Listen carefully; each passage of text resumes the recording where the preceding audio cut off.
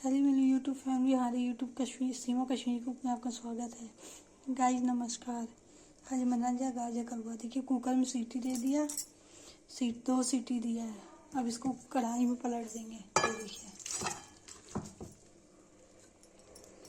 कढ़ाई में पलट दिया। अब इसको गैस पे चढ़ा देंगे, गैस से पकाएंगे, सीटी से गल गया। देखिए गाइस ये हलवा बन रहा है। अब इसका रसा सुखा दूंगी। जब रसा सूख जाएगा तो इसमें देसी घी डाल के बादाम काजू किशमिश खोया डाल के फिर बनेगा। सबसे आखिरी में देसी घी डालूंगी। ये देखिए पक रहा है गाइस। देखिए हलवे का दूध पक गया है।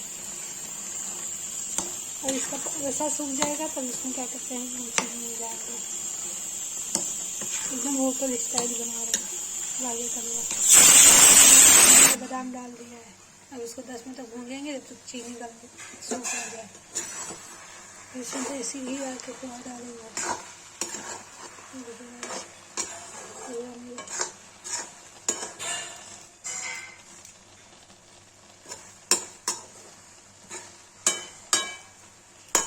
गाइस देखो हलवा बनकर तैयार हो गया है। जिसको पसंद आए लाइक करे, जिसको पसंद आए कमेंट करे और शेयर करे प्लीज़।